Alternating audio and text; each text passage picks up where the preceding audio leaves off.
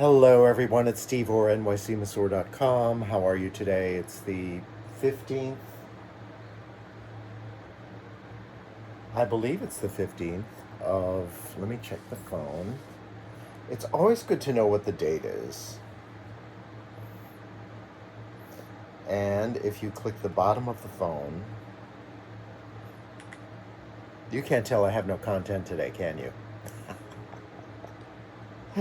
And if you click the bottom of the phone and then swipe the screen once, you'll find the date is usually on the calendar. It's the 14th.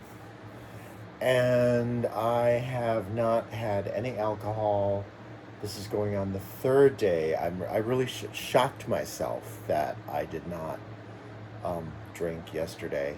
I went into Key Foods late at night. I got a lot of flavored soda. The LaCroix is much better than anything else. The other flavors are weird. And I just thought I would dedicate myself to talking a few minutes about the feeling of not drinking in order to refresh myself. Okay. So, uh,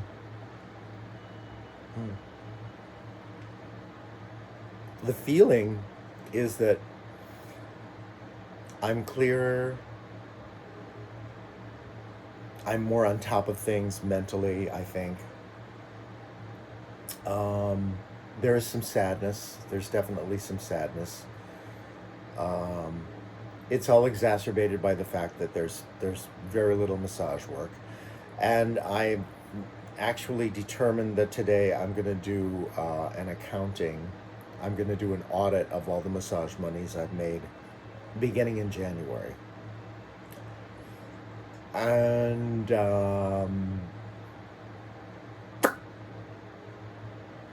feelings today. How do I feel about not drinking? I'm already imagining buying a big bottle of Compari on Friday night. I'm already that's foremost in my mind. I refuse to be bored on the weekends. Continually singing my songs. I feel good. I feel proud of myself and loving myself very dearly that I have gone on the wagon for the third day. And I said, I'm not an AA person. I don't know how much longer this will last. I could destroy it. I could end it tonight.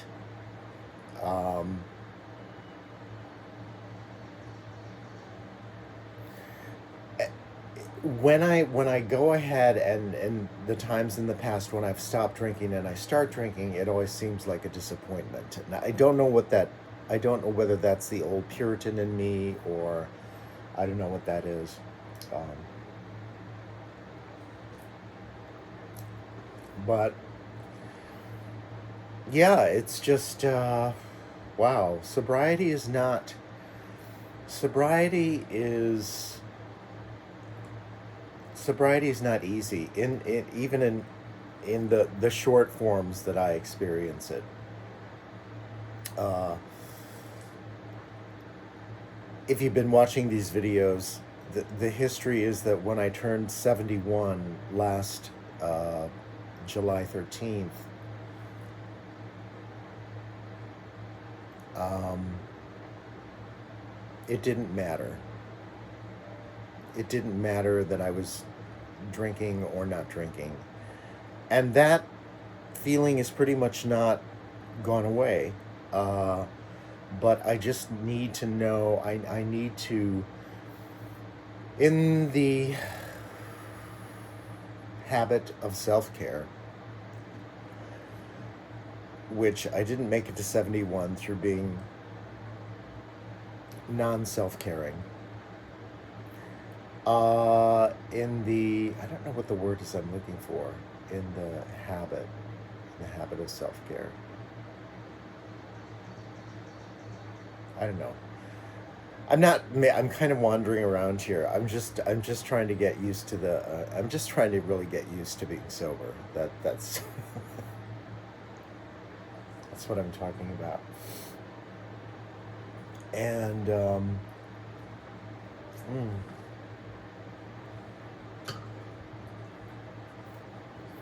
I had a strange experience at the gym. I noticed a young man working out, and he had the most incredible thighs. I mean, they were like elephant legs, and this incredible body. And I've seen him before, and he looked at me while I was on a machine, and I noticed that, but I didn't acknowledge it. I just kept doing my workout. And this is all late at night, so everybody's stoned there, except for the straight jocks. I don't think they're stoned. I don't know what they are. With dirty tennis shoes, he had dirty tennis shoes on, and um, and then later on, I was watching a Janice Jackson video, and I was doing some footwork, which uh, I was doing some footwork, and I noticed he was doing abs, and he wasn't, it was kind of thoughtless abs. He was just taking his legs straight up and down like that. But I noticed the thighs, and I just had to smile, you know. I just smiled to myself. I did not Google, I was not ogling him, you know, which I'm sure the young guys are very overly sensitized to that, and their egos are all hanging out.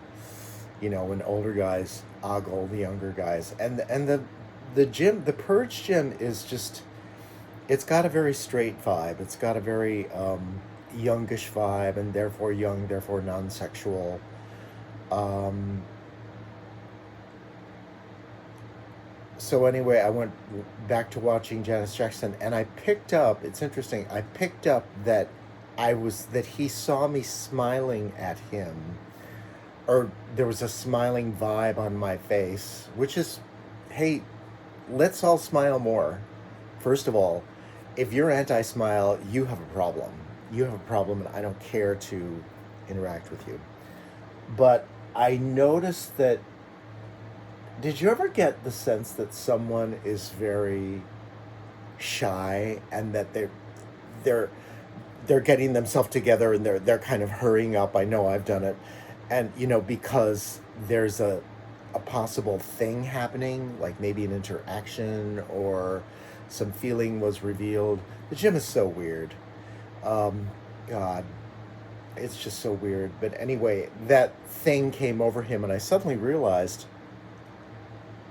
in my fantasy life and in my projection, I'm thinking he would like to have someone worship him. And then I realized that I don't know what's going on in his mind at all. I have no idea what's going on in his mind. And it could be, the trigger was fear, it could be homophobia. Um, and there's always that fear too when it's a big man, that they might hurt me, and that simultaneously I am attracted to them. And isn't cruising nowadays? It's just so confusing. I just find it to be so confusing, and I'm grateful too that it still goes on, I guess. Sober feelings,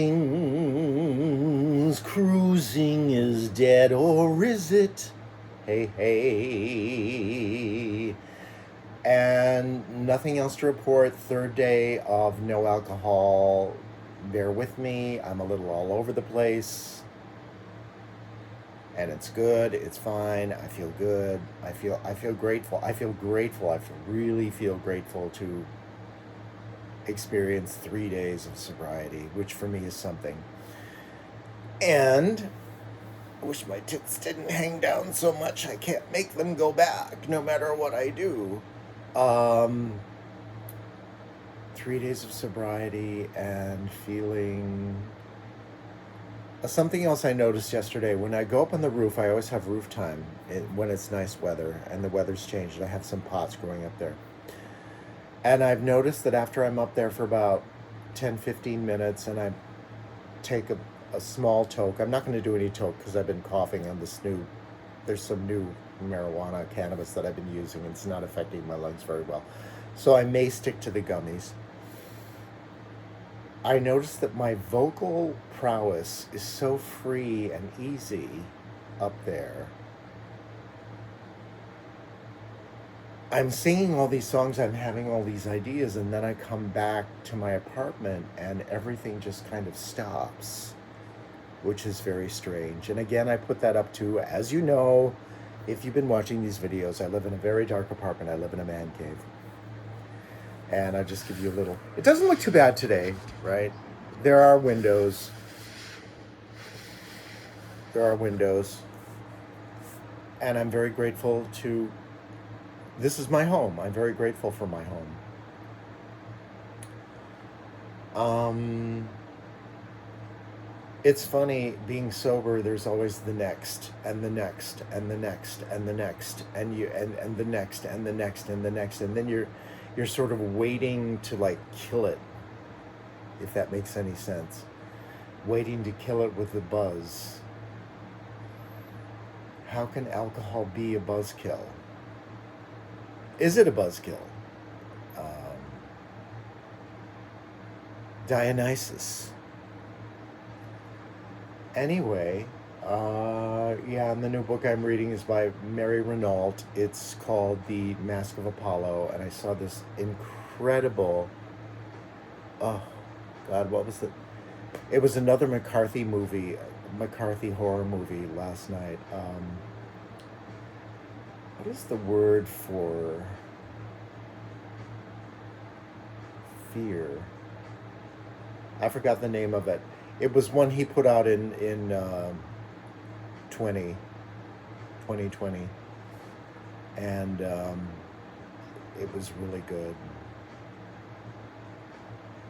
Let me Google it for you.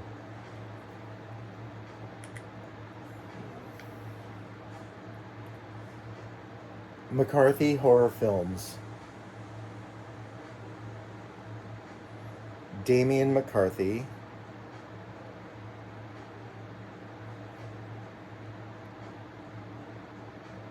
There he is. He looks kind of crazy. Career, filmography.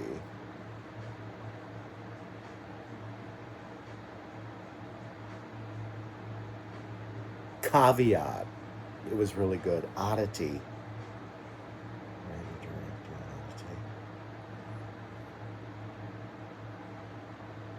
I didn't like Oddity. I didn't like Oddity at all. Caveat was really good. And Hokum was excellent. Hokum, thank you, friend Peter, for guesting me. And we went and had hot chocolate later. Yeah, that's really all I had to say.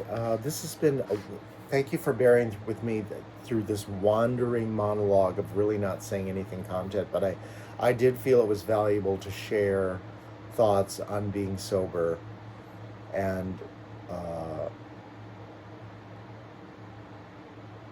I just thought it was of great purpose to me. Maybe you'll find it helpful, maybe not. Anyway, it's time to go up on the roof. Come for a great massage if you care to. Steve or NYCMasseur.com out. Bye.